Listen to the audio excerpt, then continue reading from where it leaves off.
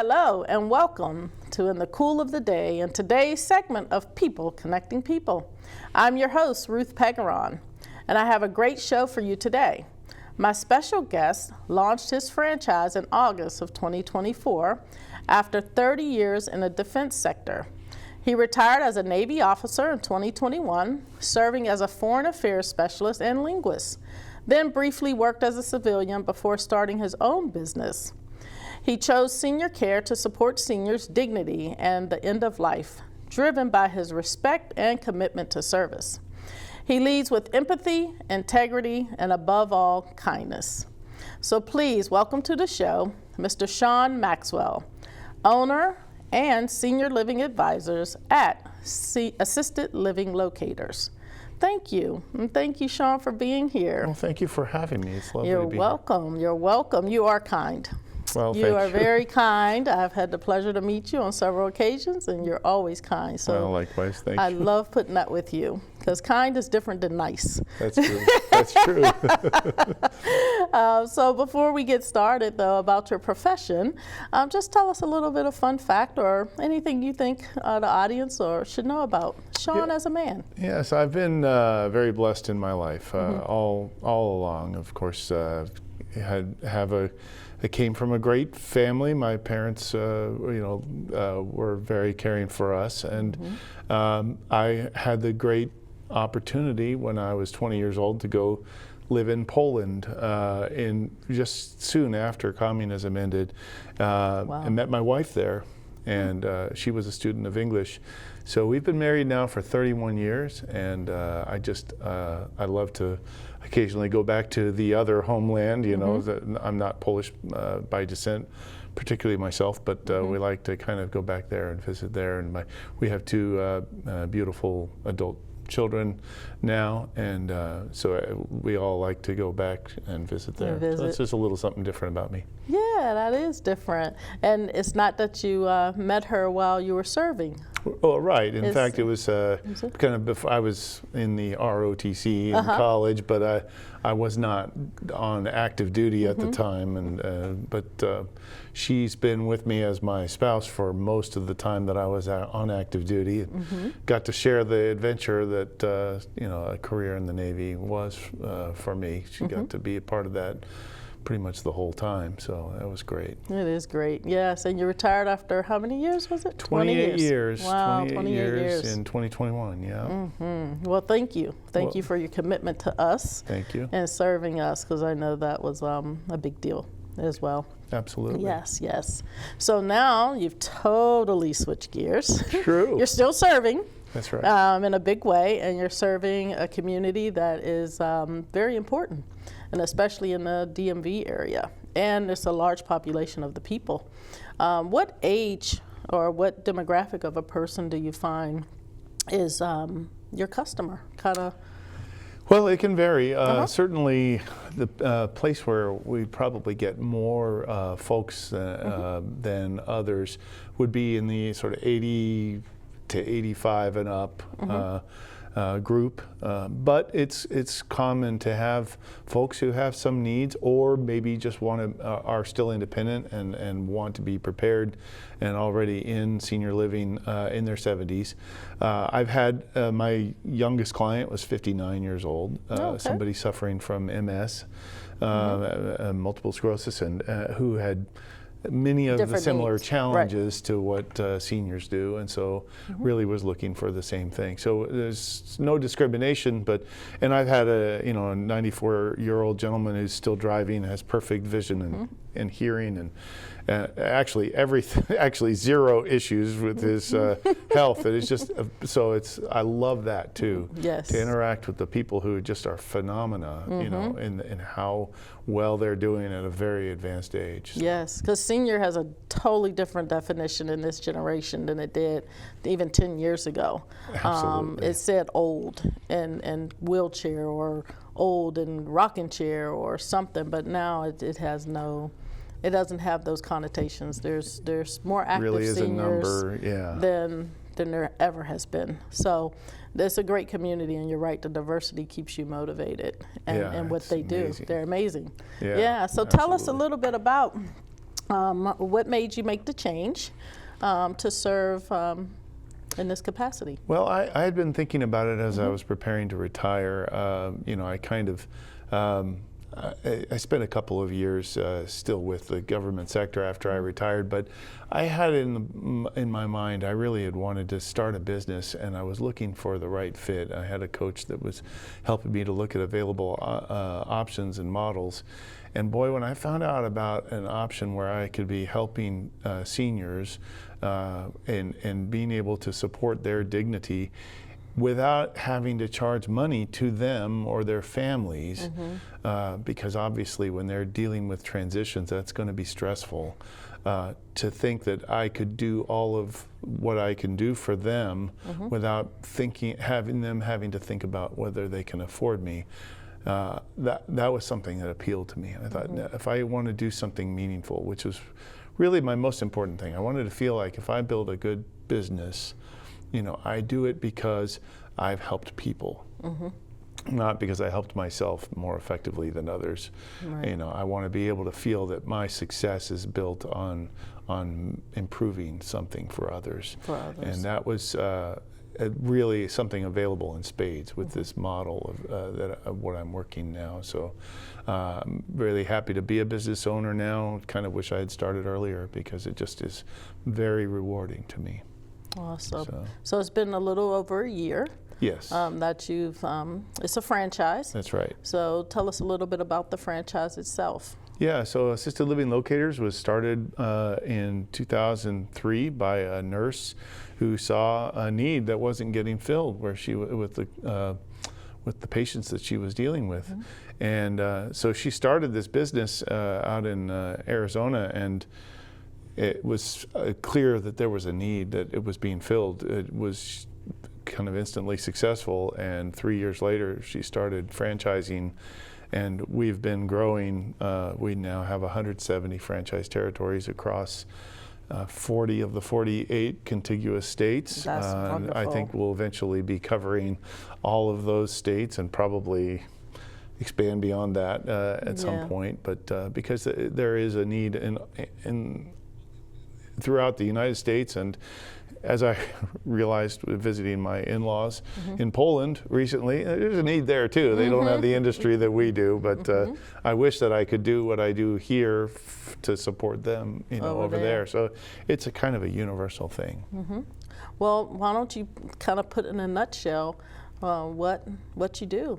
Right. What is an assisted living locator and advisor? Right, a senior living advisor. What we are is a support, I like to think of us as senior transition planners. Okay.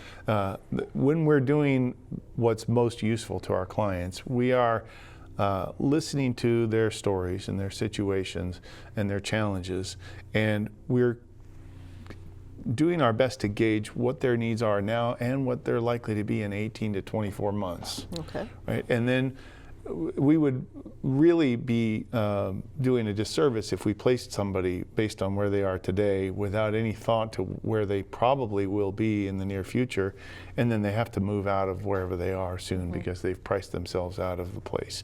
So we really look at our role is to kind of hold their hands through that process, by which I mean that people have kids, situations with their kids. People in my age group may have their issues for their kids as well as their jobs.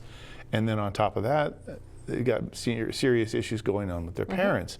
And so it's not only, I don't only deal with the adult children, but that's just a typical sort of scenario where they don't really have time to check out every place. Well, I'm in those places all the time. I have relationships with the teams. I can easily call and verify where they are and verify this place would be a good fit. I've been in them, so I know which places have what kind of vibes, you know, as they say these days. So our role is really just to be their trusted person. It's a relationship, and that's the important thing. Is now we'll talk in a minute about how I get paid and all that, but it really doesn't work if we're thinking transactionally. We're Right. thinking about a relationship. I want to be a trusted advisor for the families, somebody they can feel like they can come back to any time and bounce an idea off. So basically, I have a need, which is transition my home or transition housing. Right. For whatever reason it could be. Everybody's reasons are different. That's right. I contact you and say I need some help just understanding what communities are out there. You hear my situation, and then you give me a list of places. You take me to them. Exactly. Like, how does Good. that work? So what I do is, I ask these questions about what is your care need now, and what is your sustainable budget is a really important part. I want to make sure that they can afford where they are and will continue to be able to afford it. And what are your, do you have a prognosis, an idea of where, how much time you have before you're going to need more services? We get some idea when we hear a new diagnosis for dementia or for Parkinson's or something. And then, I will say give me 2 or 3 business days normally, unless we're really under the gun. And I will come back to you with 2 or 3 best options. And I'll come back and say, my top 2 or 3 choices for where I think you would find a good fit are A, B, and C, and this is why, based on what you told me. If you agree with me, I'll set up the tours, and we'll go and tour together. I'll be there to ask the questions that maybe you don't think to ask, that'd be helpful to know for your mom or whoever it is. And then I'm there to help you parse that information that you've received. Maybe you need a spreadsheet or something to kind of compare all the options we've looked at. Whatever you need to help make a decision. And then after you've chosen a place, we'll do follow-up afterwards at the 1 week, 1 month, 2 month, 3 month point.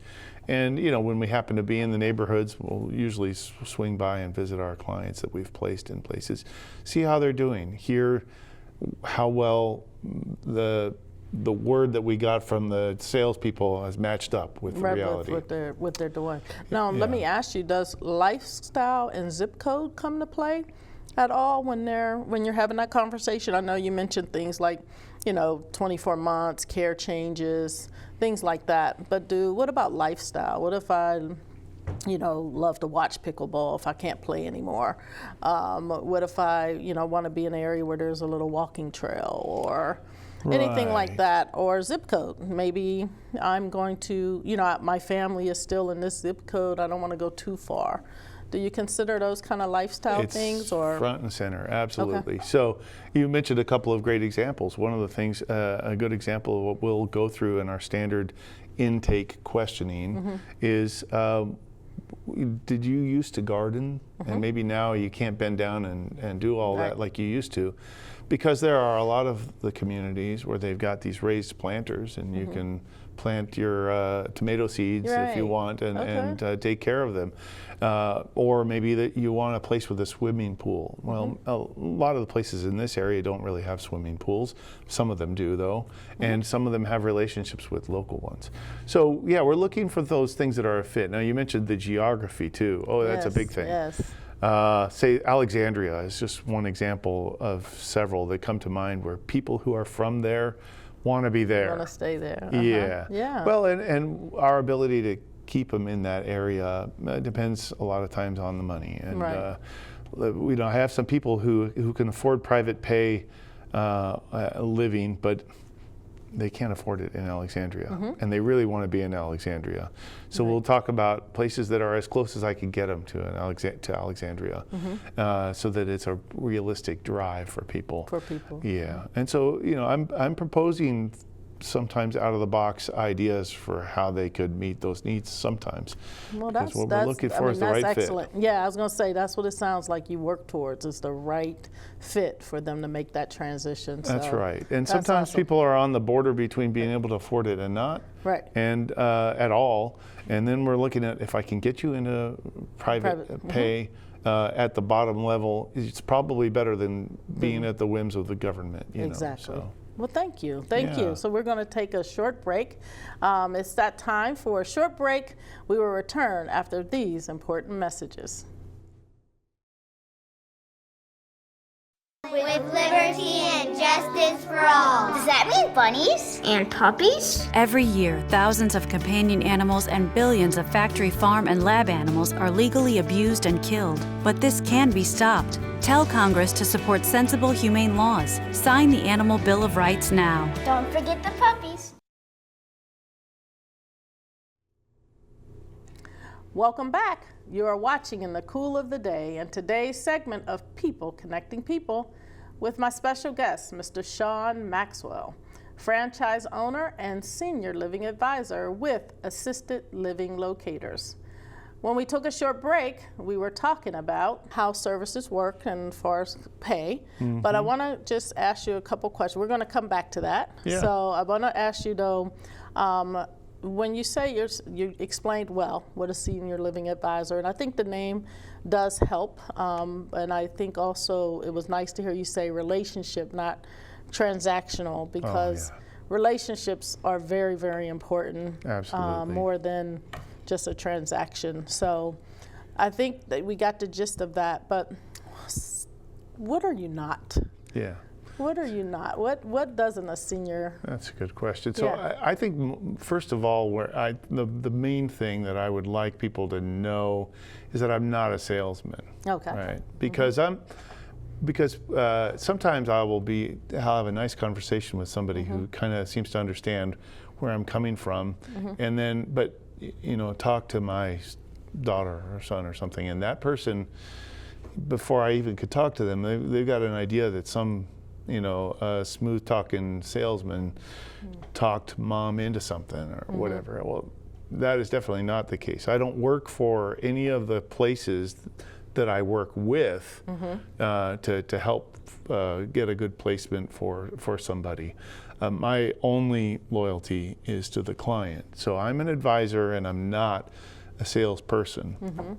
So that's, I think, the most important thing That you would I want people would to want understand. people to know. It's just, don't be afraid, because I don't even have a mechanism to take money Right. from my clients. Right. There's no side hustle that's going to come in on the side Right, and say, it's "Here." going to come at them Yes. sideways and all that, because I don't even have a way to do that. And I don't want You don't want a way, I don't want a right? way to do that. Yes. That's not what I'm here for. Right. so. Well, in today's society, there's so many scams for seniors. There's That's so exactly many things right. that are happening, and you hear it almost daily.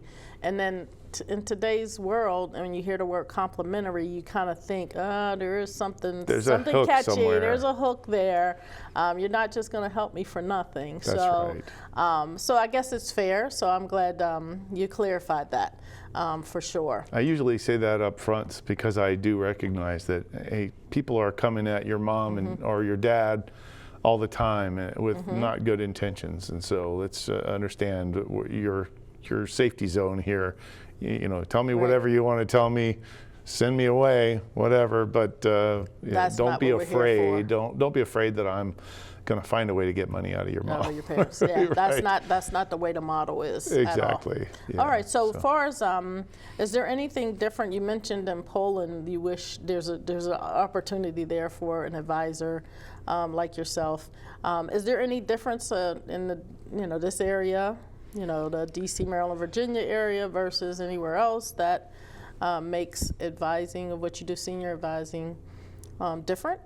Yeah, so compared to Poland, basically the entire Poland. U.S. Yes, has exactly. a much better developed industry than people realize, and people think of being sent away to a nursing home. Well, nursing home means skilled nursing facility.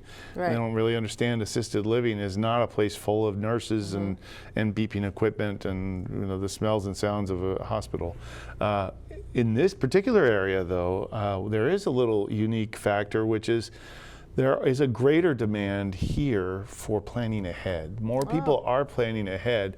Talking to some of my fellow business owners in other parts of the country, independent living is 2 or 3% of what they deal with. Oh, wow. For me, it's been like 50%. Oh, wow. People want to move into independent living, and they're building more and more in this area. It takes time, but each new place that's coming being built in this area has independent living because there's more demand as the baby boomers are aging. They're asking to have independent living with assisted living and memory care, because that way they won't have to move from one place to another like a 55 plus community, and it doesn't come with some of the strings attached to a full-on community like the previous generation has had, that has everything under the sun in one place. We call them continuing care retirement communities. So I do work with continuing care retirement communities as well when people are looking for that, but a lot of people just are looking to just have independent living and assisted living in this area. So you just meet the need of what they have. I'm trying to find the best place for their taste. For their taste, their taste, their personal interests and all that. Okay. So now that we're going to move into a little bit, you help them, they find a place, they like it, they're moving from their big home now and they're transitioning into independent living or assisted living or whatever their needs are. Right. So you get them placed, you get them set up, and we started talking about now how do they pay for that? I know private pay is an option where they now pay just like they were at home. They were paid a mortgage or they paid rent. So how do they pay now at an assisted living, independent living, or type of community? Right. So some people do have a retirement package that's enough to live in a comfortable place, and they don't really need anything else. Most of those people do have a nest egg, though, aside, they have assets as well as an income. But they could do with just that. But there are a couple other ways that people can add to what they have and increase their potential of what they can afford to rent.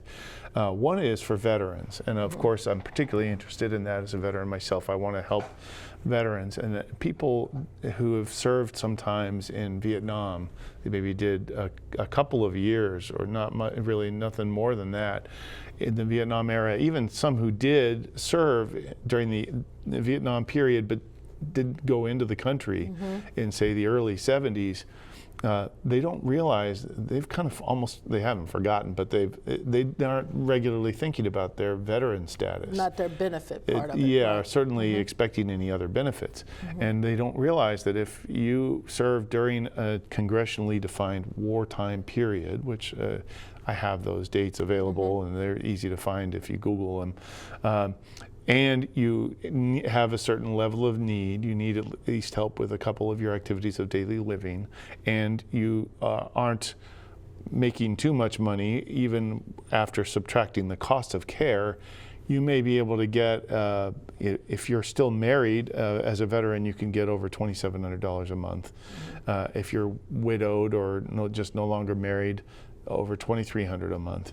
If you're a surviving spouse, you're not even a veteran yourself, but your late spouse served during one of those periods, then you can potentially qualify to get $1,500 a month. So that can change the dynamic of, what can you afford? You can actually have a lot more options because of that. That's for veterans. Also, people who have thought ahead may have purchased a policy for long-term care insurance. And it makes a huge difference. When I have had a number of clients who have had long-term care insurance, and my parents surprised me. I didn't even know they had a long-term care insurance policy, but when they had to move into senior living themselves recently, they had that option, and it was great to hear. We also can help people if they have life insurance they don't need anymore. We can connect them with somebody who could potentially help them to monetize their life insurance policy under the right circumstances. So we can look at different ways that people can maximize the money that they have, but we're always going to ask them if they served, at some time in the past and things like that, and try to find out if there's an untapped resource that they can use. So. Okay, well that's great to know and great to understand, because those options are very, very important. And I do also know that the long-term care holder does have a little bit more options too. especially when they got them back, when they were 30 or 40 or 50 years old. Exactly.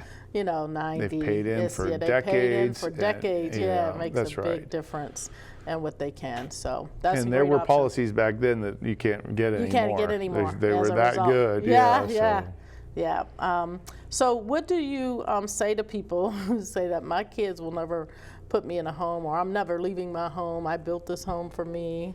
How do you help them with a transition, especially if a daughter or son calls you and say, I think we want you to come on board and help us transition mom or dad or both But to mom's something not on smaller, board. but mom or dad is just not on board. Oh. How do you help It is say them? so common, and I love to help with those family dynamics, those hard family conversations, because and every dynamic is different. I'm happy to meet them wherever they are. If they want to be the one person that I talk to, or if they want to have me do group Zoom calls with several siblings, whatever works for them, I'm happy to engage. But I love to kind of help them with some of the perspectives I've gotten. Like sometimes an adult child will just be frustrated with a parent is not seeing reality or something, is being unreasonable, and I try to give the perspective that, hey, this is not a logic-driven thing. When you lose your independence, it's going to be an emotional thing, and there's no unreasonable in that. So let's give some grace to your parent in that. But on the other hand, if you'd like some perspectives that you could share in those conversations with your parent may not realize they're not just getting put in a home, because 30 years ago, there was not a lot of variety. You got put in a home, and there's an association with just being forgotten. Yes. But that's not the case. I have dealt with this industry on a regular basis for the last 14 months, and the majority of people who are in this industry are in it by choice, by calling. They have a calling to help people, and so you can be in assisted living, and it's not a place where you got overbearing nurse who's telling you, what you can and can't do or whatever. They have certain assumptions that. So one of the ways that I help them is to say, hey, why don't you consider having them go temporarily into one of these places, what they call a respite stay. Try it for 30 days. They'll find out sometimes it's kind of like a cruise ship that doesn't go anywhere. They've got activities every day. They've got the liveliest kind of social life they've had since college without having 3 roommates in their room with them. And they're very, very nice. I've toured a couple of them recently, and they're just beautiful places that you would say, I'll sign up for this. And there are a lot of people working in them who really are there because they love seniors, and they really develop a strong connection to their residents. All right. Well, thank you for that. So before we wrap up, we have about 9 seconds. I would just like you to tell the audience anything you think they should know that can benefit them. Yeah, so people, especially a generation before they have to make this decision, they're really well served to look ahead and look into getting long-term care insurance. Okay. It is something you don't think you're going to need until you need it, unless you've thought about it and said, okay, I should hedge my bets. It just gives them so many more options when the time comes. So I highly encourage that. Sort of the other generation. Yeah, that's right. That's right. We're not thinking about being old, when just we're not there yet. Nice. Yes. That's right. We can get too much in the today and not be thinking about that. So. Well, thank you, Sean. Thank you so much. It's been a pleasure to talk to you and learn more about this industry. So thank you. So, well, it's that time again, and if you have any questions about today's segment, please see the information scrolling below. You have been watching In the Cool of the Day and today's segment of People Connecting People. Thanks for watching. Bye-bye.